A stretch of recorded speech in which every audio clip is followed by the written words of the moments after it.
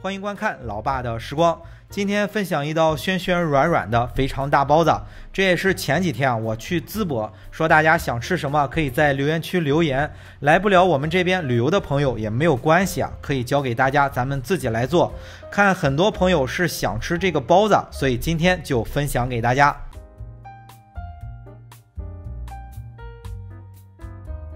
首先咱们先来做包子里面的肥肠馅儿，建议直接用这种现成的已经被商家处理好的肥肠，就是卤好的熟的，咱们买回来啊自己弄点蘸料就可以吃的这种。主要是肥肠处理起来挺麻烦，咱们在家里啊也很少自己去弄，没有经验的话刚开始处理不干净，如果不小心保留了一些大肠原有的味道，那让家里人吃了之后啊还以为是故意的啊，就不好了。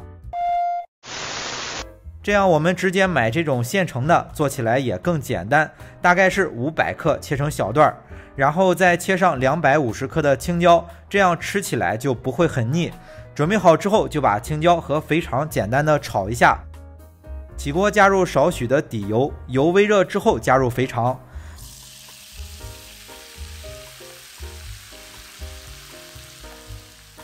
再加入2勺大约30克的生抽，调一下味道。简单的翻炒1分钟左右吧，因为用的是熟的，也不需要怎么加工。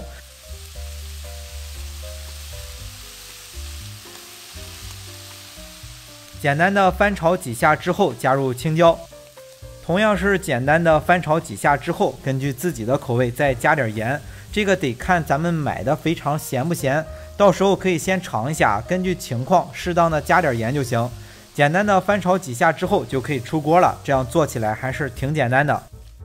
那肥肠炒好之后盛出放凉，接着我们再和上一块发面，是500克的中筋面粉，加入5克的酵母粉，简单的搅拌一下之后再加入300克的水，和成一个光滑的面团。如果想做起来更省时省力，可以把面团先简单的揉一下，揉到里面没有干粉就可以，接着就盖起来直接醒发。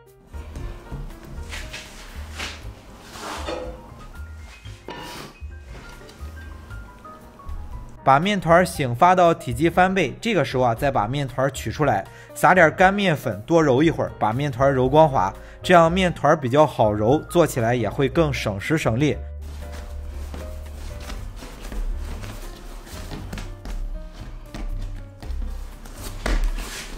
揉成一个光滑的面团之后，也不需要再醒发了，直接来制作。山东这边的包子啊，做的会稍微大一些，分成8个面剂子就行，擀成中间厚两边薄的面皮，尽量多包上一些肥肠。最后准备的肥肠馅儿是稍微剩了一点，如果在实际操作当中啊，可以和上750克的面粉，这样就全部用完了。